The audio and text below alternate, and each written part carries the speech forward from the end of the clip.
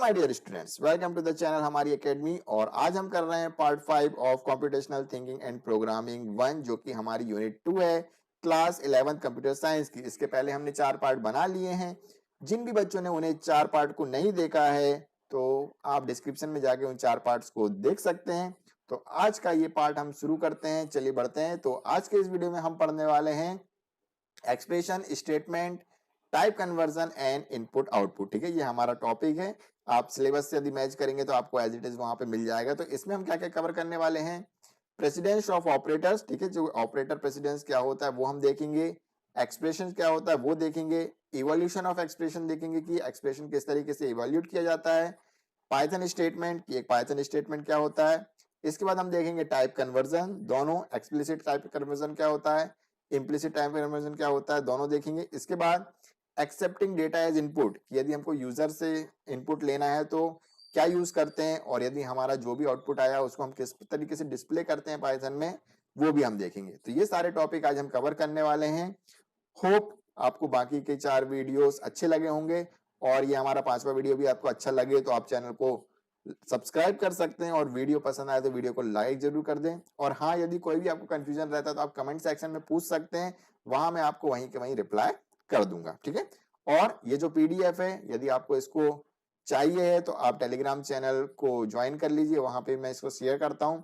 साथ ही डिस्क्रिप्शन में भी इसकी गूगल की लिंक में डाल देता हूँ, वहां से भी आप इसको डाउनलोड कर सकते हैं। ठीक है, तो चलिए शुरू करते हैं आज की वीडियो। तो सबसे पहला हमारा टॉपिक जो बनता है वो है एक्सप्रेशन। ठीक है, कि आखिर ये एक्सप्रेशन होता क्या है। ठीक है, हम पहले पढ़ेंगे, इसके बाद हम हमारे जुपिटर नोटबुक पे इसका प्रैक्टिकल भी करेंगे। तो देख लेते हैं इसकी थ्योरी क्या कह रहा है। एक्सप्रेशन क्या होता है?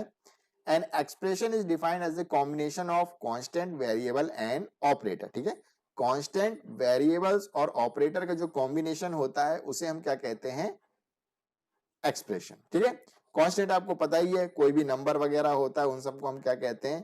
कांस्टेंट, जिन्हें हमने लिटरल्स के नाम से भी पहले पढ़ा हुआ था डेटा टाइप में, तो कांस्टेंट्स उन्हें कहते हैं। इसके बाद वेरिएबल्स क्या होते हैं? वेरिएबल जिसमें हम किसी भी प्रकार की वैल्यू स्टोर करते हैं वो क्या कहलाते हैं? वेरिएबल्स। और ऑपरेटर्स हमने पढ़े हुए हैं पुरानी प्रीवियस वीडियो में कि ऑपरेटर्स क्या होते हैं, प्लस, माइनस, डिवाइड, ये सब क्या होते हैं?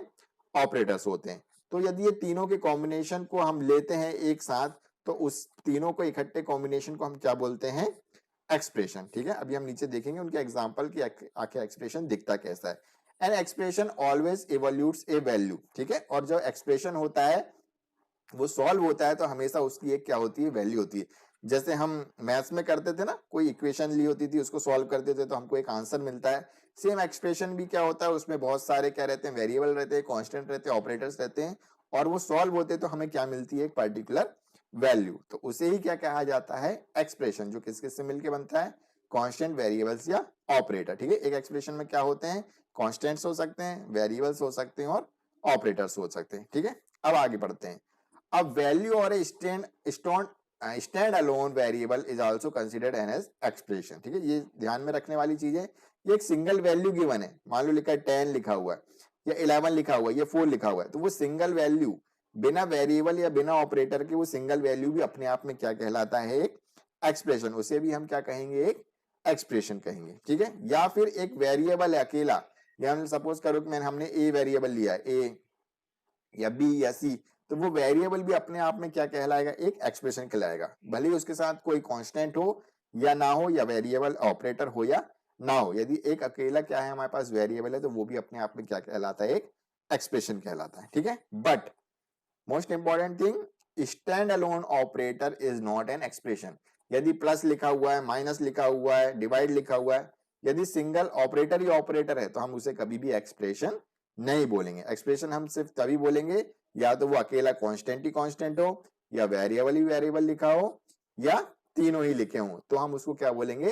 एक्सप्रेशन। ठीक है, लेकिन यदि ऑपरेटर ही ऑपरेटर लिखा हुआ है तो हम उसे एक्सप्रेशन नहीं बोलते हैं। ठीक है, जैसे कि कुछ एग्जांपल दिखे हुए हैं, जैसे 100 लिखा हुआ है, तो 100 भी क्या है? एक ऑपरेटर है। ठीक है, इसी तरह ये देखो यहाँ पे क्या लिखे हुए हैं? 2 कांस्टेंट लिखे हुए हैं, और बीच में क्या लिखा हुआ है? प्लस। तो इसमें क्या है? 2 कांस्टेंट है और एक क्या है? ऑपरेटर। तो ये भी क्या है? अपने आप में एक कांस्टेंट है। इसके बाद ये नम भी क्या है? ये हमारा एक वेरिएबल है। हमने बोला था कि एक सिंगल अकेला वेरिएबल है, तो उससे भी हम क्या कहेंगे? एक्सप्रेशन कहेंगे। और ये पूरा देखो, इसमें बहुत सारे कॉम्बिनेशन है, कुछ कांस्टेंट है, कुछ ऑपरेटर है, फिर अगेन कांस्टेंट है, फिर ऑपरेटर है, कांस्टेंट है, ऑपरेटर है, ठीक है। और ये हमारे ब्रैकेट में 14 - 2, ये सब क्या मिलके बन रहा है हमारा एक्सप्रेशन। ये पूरा क्या बना हुआ है एक्सप्रेशन। और इसकी वैल्यू कैसे निकलती है हम आगे वाले हमारे टॉपिक्स में सीखेंगे, ठीक है। इसी तरह नीचे भी लिखा हुआ है वेरिएबल माइनस कांस्टेंट, ठीक है। वेरिएबल में कोई वैल्यू हो सकती है, उससे हम कोई कांस्टेंट माइनस करते हैं। और यहाँ पे देखो दो कांस्टेंट्स हैं बीच में, कांस्टेंट बोल रहा हूँ, दो स्ट्रिंग है, उसके बीच में हमने क्या लिखा हुआ है प्लस ऑपरेटर। तो ये भी क्या है अपने आप में एक एक्सप्रेशन है, क्योंकि स्ट्रिंग भी क्या होता है, स्ट्रिंग भी अपने आप में एक क्या होता है कांस्टेंट होता है, ठीक है। तो ये क्या होता है हमारा एक्सप्रेशन। एक्सप्रेशन कुछ नहीं, combination of constant, variable and operation, operators, ठीक है। और जब हम किसी एक्सप्रेशन को इवैल्यूएट करते हैं तो उसकी एक पर्टिकुलर वैल्यू मिलती है, जो हम आगे पढ़ेंगे कि किस तरीके से उसे एवैल्यूएट किया जाता है। क्लियर ये टॉपिक, ठीक है, एक्सप्रेशन के। आगे बढ़ते हैं। तो नेक्स्ट हमारा है प्रेसिडेंस ऑफ ऑपरेटर। कि सपोज करो कि हमने एक एक्सप्रेशन लिखा हुआ है, ठीक है। अब उसमें बहुत सारे क्या है ऑपरेटर्स दिए गए, तो हम किसको पहले सॉल्व करेंगे किसको बाद करेंगे, उसे ही क्या कहा जाता है प्रेसिडेंस ऑफ ऑपरेटर। कि हमने एक एक्सप्रेशन लिख दिया, अभी हमने प्रीवियस स्लाइड में क्या पढ़ा है कि एक्सप्रेशन जब इवैल्यूएट होता है तो उसकी एक पर्टिकुलर वैल्यू मिलती है। तो लेकिन इवैल्यूएट होता कैसा है कि सपोज करो कि यदि हम पिछली स्लाइड में जाएं तो क्या लिखा हुआ है यहाँ फोर्थ वाले टॉपिक में, स्लैश भी लगा हुआ है, माइनस भी लगा हुआ है, परसेंट मतलब स्टार भी लगा हुआ है, माइनस भी लिखा हुआ है, ठीक है। तो कौन सी चीज पहले सॉल्व होगी, क्या मैं 23 डिवाइडेड बाय 3 पहले सॉल्व करूं कि 5 into 7 पहले सॉल्व करूं कि 14 - 2 पहले सॉल्व करूं। तो इस चीज के लिए हमें क्या पता होना चाहिए प्रेसिडेंस ऑफ ऑपरेटर, मतलब किसको ज्यादा अहमियत देनी है, ठीक है। तो ये देखो आपको साइड में ये पूरी टेबल दिख रही होगी, ये क्या है उसका पूरा प्रेसिडेंस दिया हुआ है, ठीक है। कि कौन सा एक्सप्रेशन, यदि कोई एक्सप्रेशन है उसमें कोई ऑपरेटर आया हुआ है तो कौन सा ऑपरेटर पहले सॉल्व होगा, ठीक है। अभी अपन करके देखेंगे आगे प्रैक्टिकल कि कैसे होता है ये चीज। तो इसके पहले तो हम प्रेसिडेंस देख लेते हैं कि कहीं पे यदि एक्सपोनेंट है, यदि पावर वाला कोई ऑपरेटर लगा हुआ है तो सबसे पहले हम किसको सॉल्व करेंगे पावर वाले को, ठीक है। डबल स्टार यदि कहीं हमको दिखता है एक्सप्रेशन में तो सबसे पहले कौन सॉल्व होगा डबल स्टार। इसके बाद लिखा हुआ है कॉम्प्लीमेंट यूनरी प्लस माइनस, ठीक है। यदि यूनरी है, ठीक है, यूनरी प्लस माइनस है तो हम क्या करेंगे पहले यूनरी प्लस या माइनस को सॉल्व करेंगे, ठीक है। ये दूसरे टाइप के ऑपरेटर्स होते हैं यूनरी ऑपरेटर्स, ठीक है। इसके बाद multiply, slash, divide, double floor division, ये सब, ठीक है। यानी कि मल्टीप्लिकेशन, डिवीजन, इसको बोलते हैं मॉड्यूलस, और इसको फ्लोर डिवीजन। यदि इस तरीके के हमारे पास ऑपरेटर्स है तो पहले वो सॉल्व होंगे, ठीक है। फिर प्लस माइनस है, एडिशन है, सब्ट्रैक्शन है तो वो सॉल्व होंगे। फिर राइट एंड लेफ्ट बिटवाइज, ठीक है, एंड और कंपैरिजन ऑपरेटर, यहाँ देखो नीचे कंपैरिजन ऑपरेटर, और लास्ट में इक्वलिटी ऑपरेटर, और उसके बाद में सबसे लास्ट में असाइनमेंट ऑपरेटर सॉल्व होता है। और इसके बाद is not, in, not in, not और एंड, ठीक है। आइडेंटिटी ऑपरेटर, मेंबरशिप ऑपरेटर, और सबसे लास्ट में लॉजिकल ऑपरेटर्स को हम सॉल्व करेंगे, ठीक है। तो ये क्या है प्रेसिडेंस ऑफ ऑपरेटर, ठीक है। हमेशा पहले वही सॉल्व होगा जिसका प्रेसिडेंस पहले है, ठीक है, उसको हम पहले अहमियत देंगे, ठीक है। अब हम आगे देखेंगे कि किस तरीके से सॉल्व किया जाता है, ठीक है। तो ये रहा हमारा रिलेशनल ऑपरेटर गलती से लिख दिया है, उसको अपने को हटाना है, ठीक है। मैं स्लाइड में चेंज कर दूंगा, रिलेशन ऑपरेटर नहीं है ये, इसी का एग्जांपल है, ठीक है, ऑपरेटर प्रेसिडेंस का। सपोज करो कि हमारे पास क्वेश्चन है 20 + 30 मल्टीप्लाइड बाय 40, ये हमारा क्या है एक एक्सप्रेशन है, ठीक है। अब बात कर लेते हैं कि ये किस तरीके से इवेल्यूट होगा। हमें मालूम है कि इसका इवेल्यूट होके क्या एक आंसर मिलता है, यहाँ नीचे देखेंगे कि हमें इसका आंसर क्या मिला है 1220। अब ध्यान से सुनेंगे कि ये कैसे होता है, ठीक है। अब हमने देखा 20 + 30 मल्टीप्लाइड बाय 40, इसमें क्या लिखा हुआ है दो ऑपरेटर दिए गए, एक मल्टीप्लिकेशन गिवन है और एक प्लस है। तो अब हमें देखना है टेबल में कि किसका प्रेसिडेंस ज्यादा है। तो अपन पीछे जाते हैं, फिर से इस टेबल में देखेंगे कि मल्टीप्लिकेशन ज्यादा है कि एडिशन ज्यादा है। तो हमने क्या देखा मल्टीप्लिकेशन किधर है ऊपर, ये देखो थर्ड वाले जो हमारा कॉलम है उसमें क्या लिखा हुआ है मल्टीप्लिकेशन, डिवाइड, मॉड्यूलस और फ्लोर डिवीजन। मतलब कि मल्टीप्लिकेशन जो है उसका प्रेसिडेंस क्या है ज्यादा है, और ये देखो एडिशन सब्ट्रैक्शन उसके यहाँ पे नीचे साइड लिखा हुआ है, ठीक है।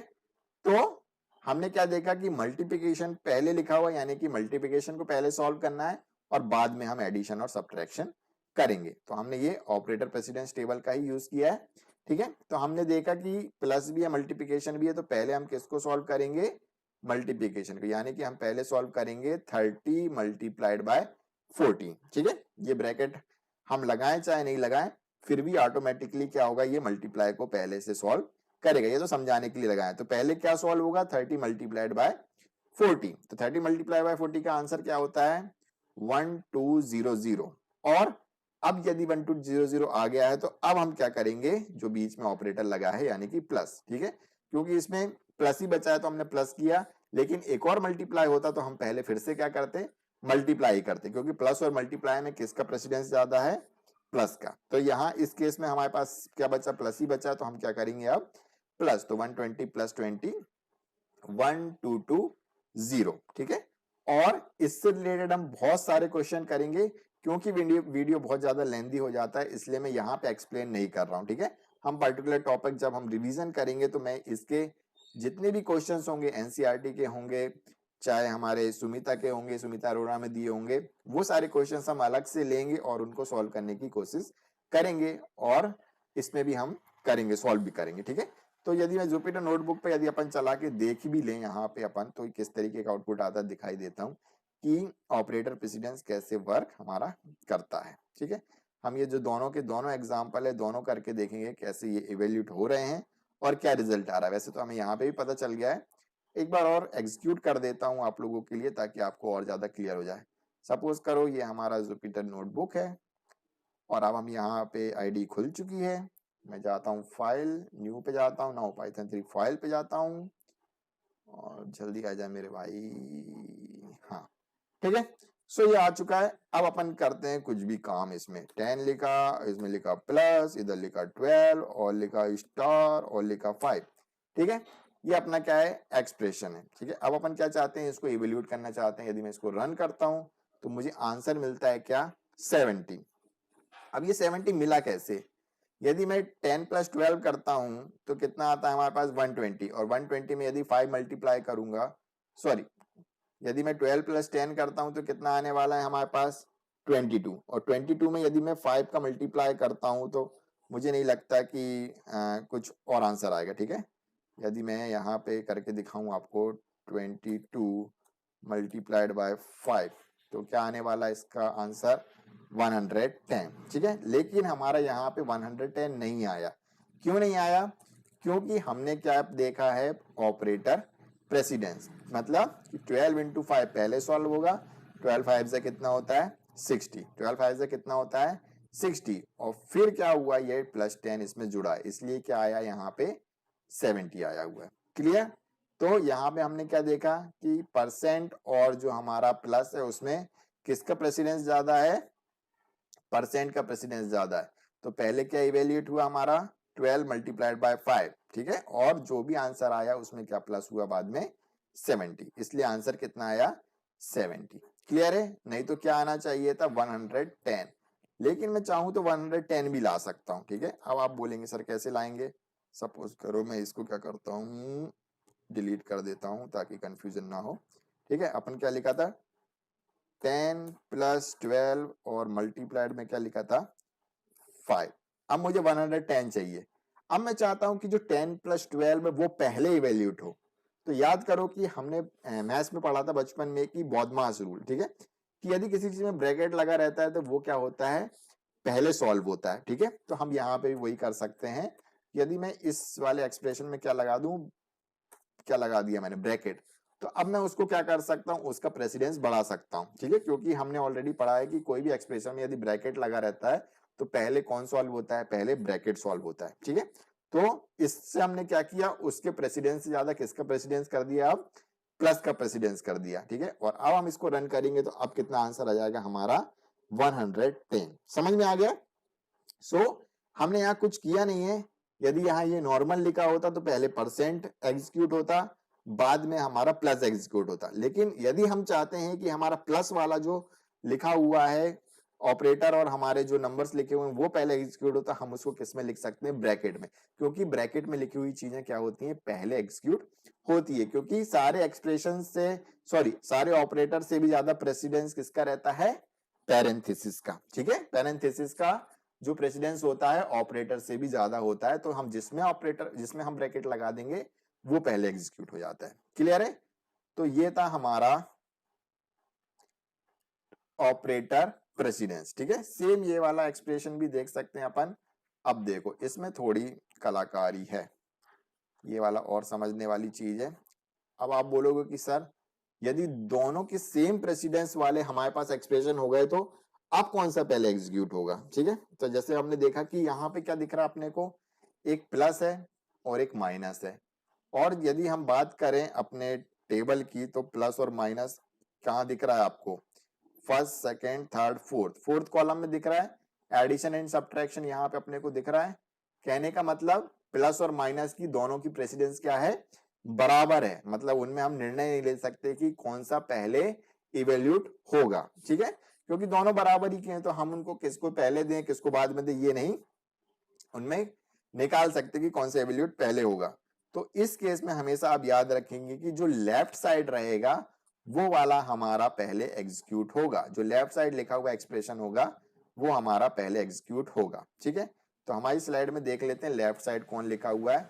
हमेशा हमारा लेफ्ट टू राइट एग्जीक्यूट होता है। लेफ्ट में क्या लिखा हुआ है 20 माइनस 30, तो पहले क्या एग्जीक्यूट होगा 20 माइनस 30, ठीक है। हमेशा कहां से चालू करना है, लेफ्ट साइड से चालू करना है और राइट साइड तरफ हम एग्जीक्यूट करेंगे। किस केस में, only in the case when the precedence of both the operator is same, ठीक है। यदि दोनों का प्रेसिडेंस सेम होता है उस केस में हम लेफ्ट वाले को पहले एग्जीक्यूट करेंगे और राइट वाले को बाद में एग्जीक्यूट करेंगे, ठीक है।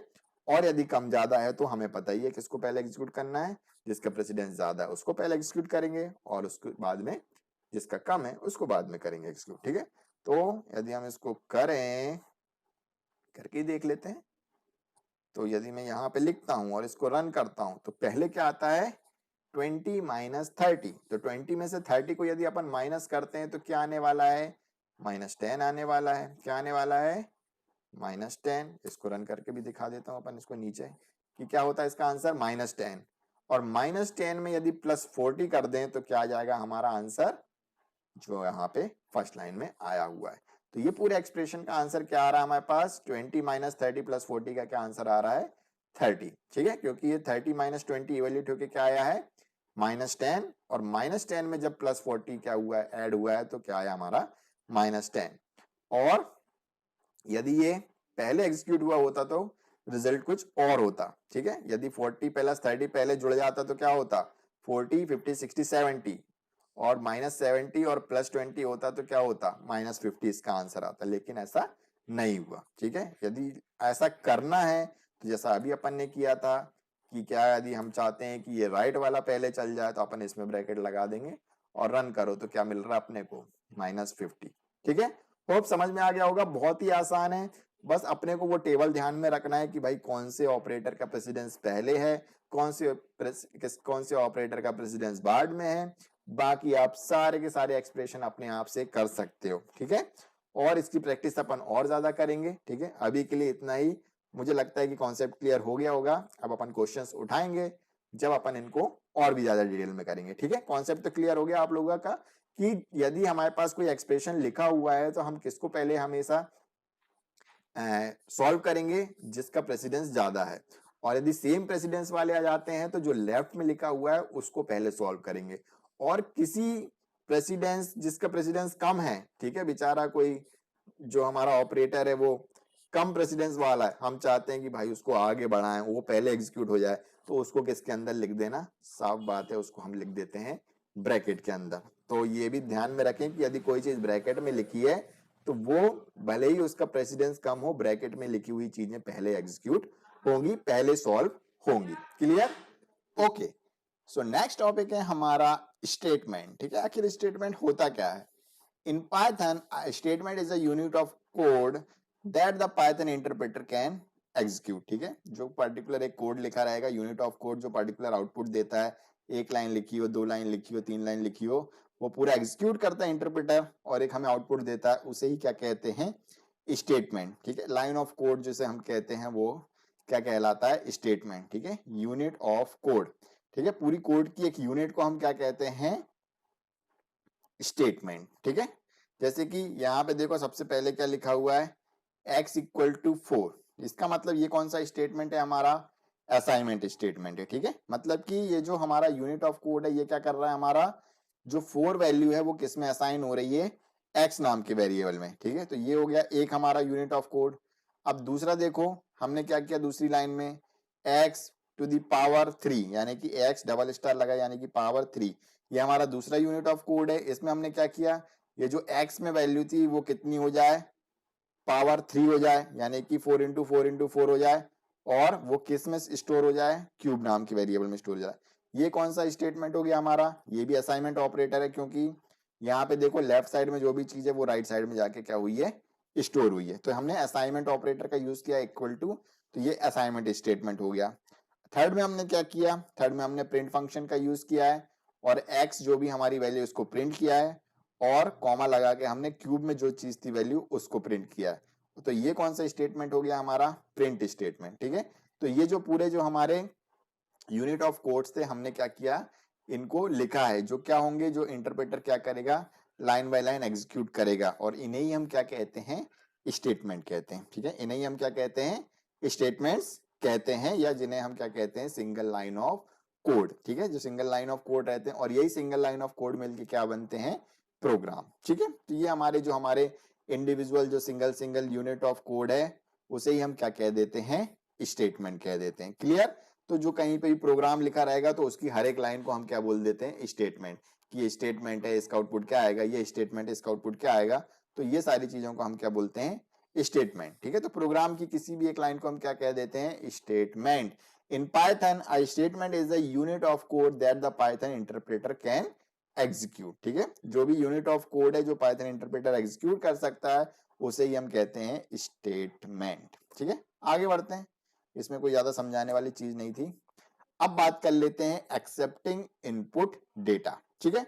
यदि हमको यदि ऐसा करना है कि हम एक प्रोग्राम बना रहे हैं कि यूजर से उसका नाम पूछें और वो एज ए आउटपुट डिस्प्ले कराएं। सपोज करो कि मैंने बोला कि आप एक ऐसा प्रोग्राम बनाओ कि यदि आपका नाम पहले पूछे वो, और जो आपने नाम डाला वो क्या करे, उसको डिस्प्ले कर दे, ठीक है। तो हमें आपसे क्या करना पड़ेगा, इनपुट लेना पड़ेगा, तभी तो आप आपका नाम बता पाओगे। तो ऐसा करने के लिए हमारे पास जो हमारा पाइथन है उसमें एक फंक्शन होता है जिसे हम क्या कहते हैं, इनपुट फंक्शन, ठीक है। तो एक्सेप्टिंग इनपुट डेटा की यदि हमें कभी हमारे प्रोग्राम में यूजर से कोई भी इनपुट लेना है तो उसके लिए हमारे पास एक इनपुट फंक्शन होता है, उसे ही क्या कहते हैं, एक्सेप्टिंग इनपुट डेटा, ठीक है। तो हम इसमें देखेंगे कि किस तरीके से हम इनपुट फंक्शन का यूज करते हैं किसी भी यूजर से उससे डेटा लेने के लिए, ठीक है। क्या लिखा हुआ है देखो, in Python we have input function for taking the user input. जब भी हमें यूजर से कोई इनपुट लेना रहेगा, कोई भी उससे वैल्यू एंटर करवानी रहेगी, तो हमारे लिए उसके लिए क्या है हमारे पास, इनपुट फंक्शन, ठीक है। The input function prompts the user to enter data, ठीक है। जब भी हम इनपुट फंक्शन यूज करते हैं तो वो यूजर से इनपुट लेने के लिए क्या करता है, उसको प्रॉम्प्ट करता है, वो रुक जाता है, वो यूजर से बोलता है कि आप वैल्यू एंटर करो। अभी अपन प्रैक्टिकल करके देखेंगे किस तरीके से वो पूछता है। It accept all user input as string, और ये जो भी वैल्यू लेता है हमेशा किस फॉर्म में लेता है, स्ट्रिंग फॉर्म में लेता है, ठीक है। हमेशा याद रखोगे, ये बहुत इंपॉर्टेंट चीज है। जो भी इनपुट फंक्शन है वो डेटा किस फॉर्म में आता है, हमेशा स्ट्रिंग फॉर्म में आता है, ठीक है। The user may enter a number और a string but the input function treat them as a single string only, ठीक है। Treat them as a string only. यदि आप नंबर भी डाल रहे हो आपके कीबोर्ड से, कि उसने बोला व्हाट इज योर एज, और एज में आप लिख रहे हो 18, तो वो 18 को नंबर ट्रीट नहीं करेगा इनपुट फंक्शन, वो उसको कैसा लेगा, एज अ स्ट्रिंग। और उसमें आप कुछ भी जोड़ने की कोशिश करोगे तो नंबर में स्ट्रिंग कभी जुड़ती नहीं है, क्योंकि वो स्ट्रिंग है, ठीक है। स्ट्रिंग स्ट्रिंग जुड़ती है, नंबर नंबर जुड़ते हैं, ठीक है ना, क्लियर है। तो नंबर और स्ट्रिंग नहीं जुड़ेगा मतलब वो नंबर की तरह उस पर आप मैथमेटिकल ऑपरेशन नहीं कर पाएंगे, वो कैसा रहेगा, हमेशा स्ट्रिंग टाइप का रहेगा, ठीक है। और इनपुट लेने का क्या है हमारे पास सिंटैक्स, इनपुट फंक्शन लिखेंगे और अंदर स्क्वायर ब्रैकेट में क्या लिखेंगे, प्रॉम्प्ट। प्रॉम्प्ट कुछ नहीं है, प्रॉम्प्ट वो है जो मैसेज हम यूजर को दिखाना चाहते हैं, ठीक है। प्रैक्टिकल करके देखते हैं और भी आसान होगा। तो क्या लिखना है, क्या है सबसे मतलब इनपुट लेने का फंडा हमारे पाइथन में, कि जब भी हमें यूजर से इनपुट लेना है तो हम कौन सा फंक्शन यूज करते हैं, इनपुट फंक्शन। देख लेते हैं किस तरीके से अपन वही प्रोग्राम बनाते हैं जो मैंने अभी बताया आपको, कि सपोज करो कि मुझे यूजर का नाम डिस्प्ले करना है, तो मैं क्या करता हूं, एक नेम नाम का वेरिएबल लेता हूं जिसमें लिया नेम इक्वल टू और सिंगल इन्वर्टेड कॉमा में लिखा HAMARI हमारी और एकेडमी, ठीक है, क्या लिखा एकेडमी। ये मैंने क्या कर दिया कि नेम जो हमारा वेरिएबल है उसमें हमारी एकेडमी नाम की वेरिएबल इसमें स्टोर कर दी, क्योंकि असाइनमेंट ऑपरेटर के किस तरफ लिखा हुआ है, राइट साइड लिखा हुआ है, तो ये जो भी वैल्यू असाइनमेंट ऑपरेटर के राइट साइड है वो नेम नाम की वेरिएबल में जाके स्टोर हो जाती है, ये हमें ऑलरेडी मालूम है, ठीक है। और यदि हम लिख देते हैं प्रिंट, और प्रिंट में यदि अपन लिख देते हैं नेम को, किसको लिख देते हैं, नेम को, तो जो भी वैल्यू नेम में है वो क्या हो जाती है, प्रिंट। तो मैंने इसको किया रन, तो जो भी हमारा नेम नाम के वेरिएबल में वैल्यू थी वो क्या हो गई, एज इट इज हमको डिस्प्ले हो गई। क्लियर है, तो ये किया हमने। लेकिन हमने किया क्या यहाँ पे, हमने क्या यूजर से ली कोई वैल्यू नहीं, हमने क्या किया, नेम नाम के वेरिएबल में सीधे सिंपली एक नाम दे दिया और वो एज इट इज प्रिंट हो गया, ठीक है। लेकिन अब मैं चाहता हूं कि मैं यूजर से पूछूं कि भाई आप जो चीज डालोगे वो प्रिंट हो, तो मैं यहाँ नेम के सामने क्या करूंगा, उससे इनपुट लूंगा, और इनपुट लेने के लिए अभी हमने सीखा है कि हम कौन सा फंक्शन यूज करेंगे, इनपुट फंक्शन यूज करेंगे, ठीक है। हम कौन सा फंक्शन यूज करेंगे, इनपुट। तो मैं यहाँ क्या लिखूंगा, इनपुट, और इनपुट के अंदर मैंने आपको बताया था कि प्रॉम्प्ट, प्रॉम्प्ट कुछ नहीं है, स्ट्रिंग है जो हम क्या करते हैं यूजर को शो करने के लिए दिखाते हैं, दिखाने के लिए शो करते हैं कि भाई उसको डालना क्या है, ठीक है। तो हमको यदि पता कर, हमको उसको बताना है कि यहाँ पे भैया आपको नेम डालना है, आपसे प्रॉम्प्ट होके, प्रॉम्प्ट के समय क्या पूछा जाएगा, नाम, तो अपन क्या लिखेंगे यहाँ पे, कुछ भी लिख सकते हैं, इंटर यूर नेम, क्या लिखेंगे हम यहाँ पे, इंटर यूर नेम, ठीक है। और यदि मैं इसको रन करता हूं तो अब देखो क्या समझ में आया कि हमने क्या किया, यहाँ पे इंटर यूर नेम लिखा है, मतलब जो भी हम इसमें लिखेंगे वो क्या कर रहा है, एज ए प्रॉम्प्ट दे रहा है। देखो यहाँ पे हमसे लिखा आ रहा है इंटर यूर नेम,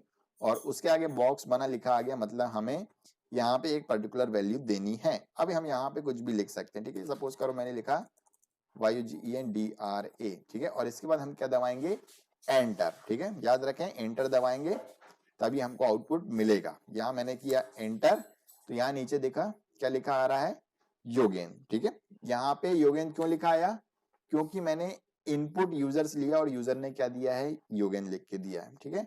सपोज करो मैं इसको फिर से रन करता हूं, तो फिर से अगेन ये क्या पूछेगा, प्रॉम्प्ट पूछेगा। यदि मैं इसमें रवि लिख देता हूं तो ये क्या करेगा, यदि मैं इसको रवि लिख के एंटर मारता हूं तो क्या करेगा, ये रवि प्रिंट कर देगा, क्योंकि जो भी यूजर क्या कर रहा है, इनपुट दे रहा है, वो किसमें स्टोर हो रहा है, नेम में, और नेम को अपन क्या कर रहे हैं, प्रिंट कर रहे हैं, ठीक है। तो ये हो गया हमारा वैल्यू किस तरीके से यूजर से लेते हैं, ठीक है। अब सेम केस हमारा ये बन जाता है कि आपने अभी तो बोल दिया मैंने कि इनपुट फंक्शन हमेशा कैसी वैल्यू लेता है, स्ट्रिंग वैल्यू लेता है, ठीक है। बट हमें चाहिए कि स्ट्रिंग वैल्यू ना लेके नंबर वैल्यू वो ले, तो तब उस केस में क्या करेंगे, ठीक है। तो चलो मैं एक आपको आउटपुट A+B का वो बता देता हूँ प्रोग्राम, कि सपोज करो मैं दो नंबर ले रहा हूँ A और B, और मैं दोनों का एडिशन करना चाहता हूँ। तो ये सपोज करो कि यहाँ पे मैं लिखता हूँ A में क्या आ जाए, इंटर फर्स्ट नंबर, मैंने क्या लिखा, इंटर फर्स्ट नंबर, की A में क्या आ जाए, इंटर फर्स्ट नंबर, और इसी को मैं कॉपी कर लेता हूँ टाइम बचाने के लिए, और इसको करता हूँ पेस्ट, और एक वेरिएबल लेता हूँ B जिसमें क्या लिखता हूँ, इंटर सेकेंड नंबर, ठीक है। क्या लिखा मैंने, इंटर सेकेंड नंबर। अब ये यूजर से दो बार पूछेगा, एक फर्स्ट नंबर पूछेगा और सेकंड नंबर पूछेगा, और इसके बाद अपन कर देते हैं एक सी नाम का वेरिएबल जिसमें क्या करेंगे, ये दोनों वेरिएबल को क्या कर देंगे, प्लस, यानी कि A+B कर देंगे, और प्रिंट किसको कर देंगे, सी को, क्योंकि ये जुड़ के वैल्यू किस में गई है, सी नाम के वेरिएबल में, तो सी प्रिंट हो जाएगा। अब देखो होगा क्या, क्या बोल रहा है, इंटर फर्स्ट नंबर, मैंने लिखा 23, बोलो हाँ। इंटर सेकंड नंबर, क्योंकि देखो फर्स्ट लाइन चली तो उसने पूछा कि भाई फर्स्ट नंबर क्या है बताओ, क्योंकि इनपुट फंक्शन में अपन ने लिखा इंटर फर्स्ट नंबर। फिर सेकंड लाइन चली तो क्या बोल रहा है, इंटर सेकंड नंबर, वो किस में जाएगी, बी नाम के वैल्यू में स्टोर हो जाएगी। मैंने लिखा 44, बोलो हाँ। अब इसको भी एंटर कर दिया, तो क्या आया हमारा आंसर, 2344। अरे सर ये क्या जुड़ गया, 23 और 44 जोड़ दिए, तो इसका आंसर तो आना चाहिए था 67, नहीं 67, सॉरी, हाँ सही 67 आना चाहिए था, लेकिन आंसर क्या आया, 2344। कहने का मतलब क्या हुआ कि हम तो सर नंबर जोड़ना चाह रहे थे, पर हुआ क्या, उसने उसको एज अ स्ट्रिंग ट्रीट कर दिया है, ठीक है। जैसा मैंने ऑलरेडी बताया था कि यदि हम इनपुट फंक्शन का यूज करते हैं तो यूजर जो भी डालेगा वो उसको हमेशा किस तरीके से ट्रीट करेगा, एज अ स्ट्रिंग। अब बोलोगे सर हम क्या करें अब, क्योंकि हमें तो नंबर ऐड करना था, तो इसके लिए आपको इसको क्या करना पड़ेगा, टाइप कास्ट। इसके आगे क्या लिखोगे, इंट, और इंट नाम का जो आपका टाइप कास्टिंग है उसको आप इंट फंक्शन के अंदर लिख दोगे इस पूरे को, और इसको भी किस में लिख दोगे, इंट नाम के फंक्शन के अंदर लिख दोगे।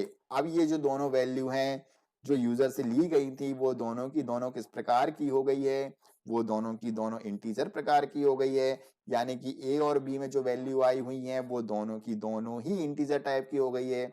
और अब इंटीजर और इंटीजर जुड़ेंगे तो नंबर भी इंटीजर ही प्रिंट होगा ही होगा।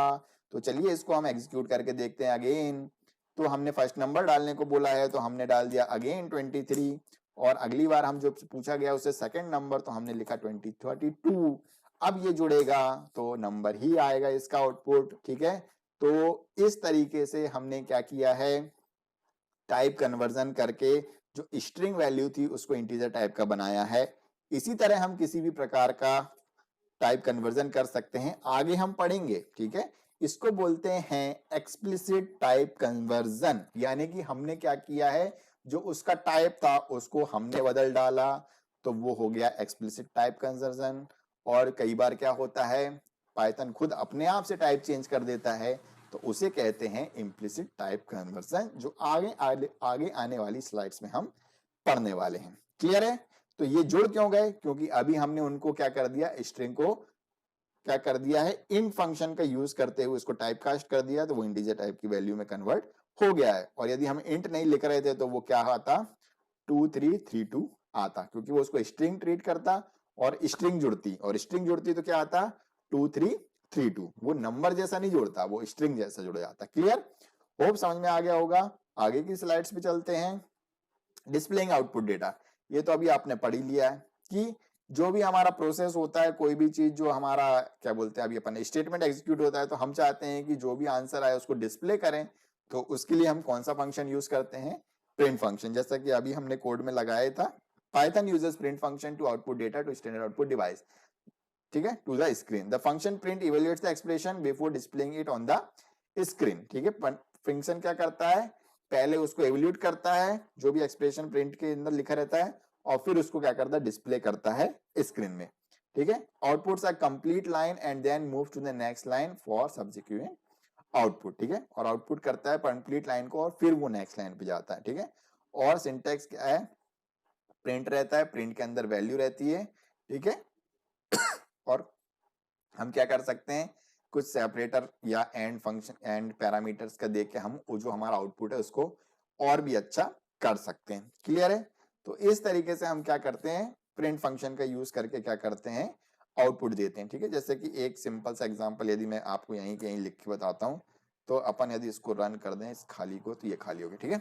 यदि मैं लिखता हूं प्रिंट, और प्रिंट में यदि मैं लिखता हूं 1 + 2 + 3, तो क्या होगा, ये 1 + 2 + 3 को पहले इवेल्यूट करेगा कि भाई तीनों का जोड़ क्या है, और फिर क्या करता है वो उसका आउटपुट देता है। तो इसको मैं रन करूंगा तो क्या आएगा, 2 + 3 + 2 5 और 5 + 1 6। तो उसने पहले क्या किया, उसको इवेल्यूट किया। मतलब प्रिंट फंक्शन करता क्या है कि प्रिंट में जो भी कुछ लिखा हुआ पहले उसको इवेल्यूट करेगा और फिर उसकी वैल्यू हमको दे देता है या डिस्प्ले कर देता है। तो प्रिंट फंक्शन का बेसिकली क्या यूज है, जो भी हमारा आउटपुट है उसको डिस्प्ले करने का। और चाहे तो हम इसके आगे इस तरीके के पैरामीटर सिंगल इन्वर्टेड कॉमा में लिख सकते हैं, कुछ भी लिख दो, एडिशन ऑफ वैल्यू, ठीक है। और यहाँ पे कॉमा लगा के यदि इन तीन चीज को लिखेंगे तो आउटपुट कुछ इस तरीके से देखने को मिलेगा कि जो स्ट्रिंग थी उसको एज इट इज लिख देगा और जो वैल्यू है उसको क्या करेगा, इस तरीके से लिख देगा। तो ये सब फॉर्मेटेड फॉर्म में भी हम क्या कर सकते हैं, प्रिंट फंक्शन को लिख सकते हैं, ठीक है। तो उसी का यूज हमने देखा। तो बेसिकली हमें ज्यादा कुछ है नहीं, बेसिकली हम क्या करते हैं कि हमारे पास दो पैरामीटर होते हैं, एक होता है हमारे पास सेप और दूसरा क्या होता है एंड। हम चाहते हैं कि सेप क्या होता है, the optional parameter shape is separator between the output values, कि हमें कुछ आउटपुट वैल्यूज हैं उनको सेपरेट करना है, तो हम क्या यूज कर देते हैं, सेप का यूज कर लेते हैं, ठीक है। We can use character, integer और string as a separator, the default separator is space, ठीक है। यदि हम कुछ नहीं देते हैं तो बाय डिफॉल्ट क्या चलता है, सेपरेटर स्पेस चलता है, ठीक है। और यदि हम चाहते हैं कि जो हमारा आउटपुट आया उसके एंड में कुछ जोड़ना है तो हम क्या जोड़ देते हैं, एंड, ठीक है। एंड नाम के पैरामीटर हम लिख देते हैं, this is also optional and it allow us to specify any string to be append after the last value, the default is a new line. ठीक है, यदि हम कुछ नहीं देते हैं तो बाय डिफॉल्ट क्या जाता है, न्यू लाइन, यानी कि अपने आप क्या होता है, न्यू लाइन, यानी कि जो नया प्रिंट स्टेटमेंट है वो अगली लाइन से चालू होता है। ठीक है, तो ये हमारे पास दो पैरामीटर हैं, सेप और क्या लिखा हुआ है, एंड, जिनका यूज हम क्या करते हैं जब हमें मल्टीपल वैल्यूज प्रिंट करनी रहती है, उस केस में हम ये सेप और एंड का यूज करते हैं, ताकि हम क्या कर सकें, डिस्टिंग्विश कर सकें एक प्रिंट को दूसरे प्रिंट से, कि भाई ये वैल्यू किसी और से आई है, ये वैल्यू किसी और से आई है। ठीक है, जब हम प्रैक्टिकल्स करेंगे तो इनका यूज भी हम करेंगे और देखेंगे कि किस तरीके से हम आउटपुट जमाते हैं। जब हम स्टार वगैरह प्रिंट करते हैं ना, तब हमें इनकी ज्यादा जरूरत पड़ती है। ठीक है, अभी के लिए तो बस ये याद रखो कि सेप और एंड का यूज क्या है। सेप, यदि हमें जो भी आउटपुट आया उनको सेपरेट करना है किसी चीज से, कि हम स्पेस से सेपरेट करना है, किसी कैरेक्टर से सेपरेट करना है, तो हम सेप पैरामीटर का यूज करते हैं प्रिंट फंक्शन के अंदर। ठीक है, और एंड का यूज करते हैं कि जो हमारा आउटपुट आ रहा है उसके एंड में क्या जुड़ना चाहिए, क्या अपेंड होना चाहिए, तो हम क्या करते हैं, एंड में लिख देते हैं।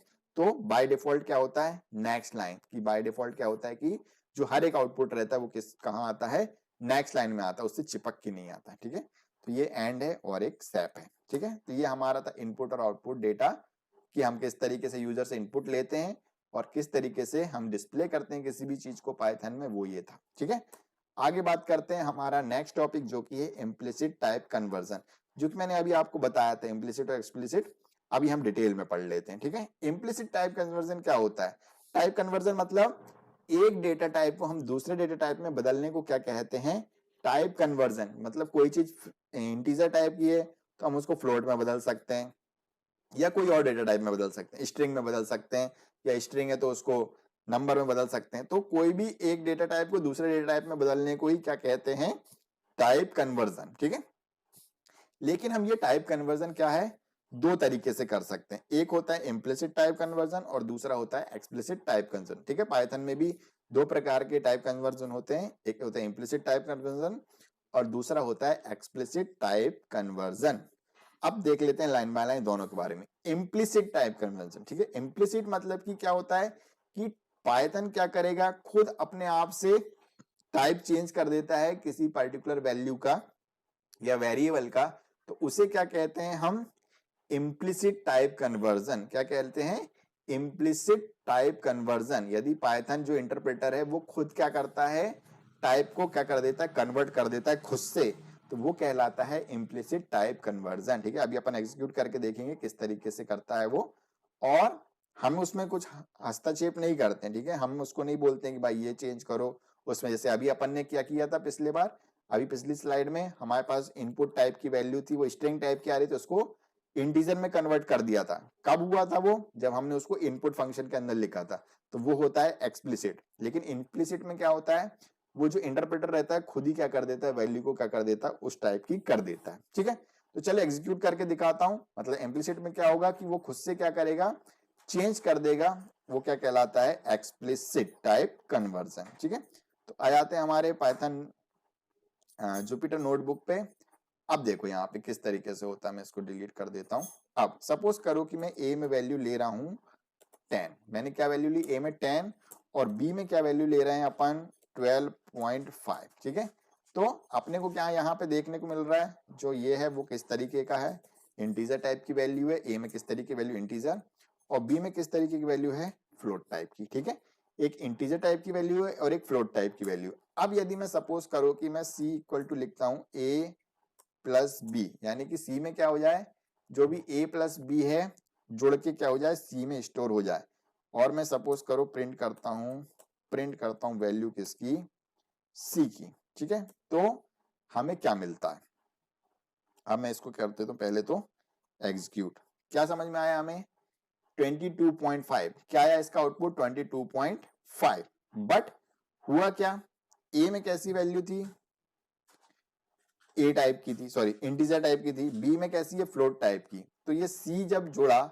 ए और बी मतलब इंटीजर और फ्लोट टाइप जुड़े, तो बाय डिफॉल्ट उसने क्या किया, ए को उसने क्या कर दिया, पहले तो फ्लोट में कन्वर्ट किया और फिर जोड़ा। ठीक है, हम डायरेक्टली 10 को 12.5 में नहीं जोड़ पाते। ठीक है, तो इसने क्या किया, ए को पहले कन्वर्ट कर दिया और फिर बी से जोड़ा, तो ये जो सी आया वो किस तरीके का आया हमारा, फ्लोट टाइप का। यदि मैं इसको टाइप भी चेक करूं, एक सेकंड नेक्स्ट लाइन में कर देते हैं।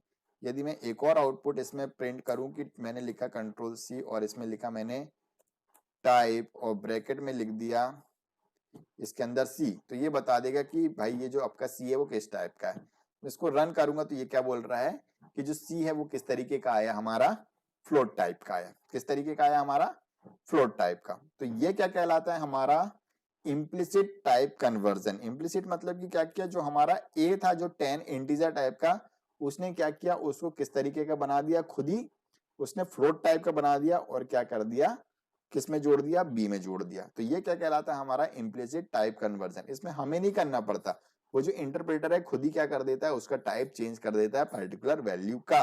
ठीक है, तो उसने ऐसा क्यों किया, क्योंकि जो बी में वैल्यू थी वो फ्लोट टाइप की थी, तो उसे इंटीजर टाइप की वैल्यू उसमें जोड़ना था फ्लोट में, तो उसने ये इंटीजर को क्या बना दिया, फ्लोट बना दिया और फिर बी के साथ जोड़ा। ठीक है, और जो आउटपुट आई तो फ्लोट फ्लोट जुड़ेगा, इसलिए हमारा आउटपुट क्या आ गया, फ्लोट आ गया। क्लियर है, चलिए तो यही हमारा यहाँ नीचे लिखा हुआ है, चाहो तो आप ये वाला एग्जाम्पल भी लिख सकते हो।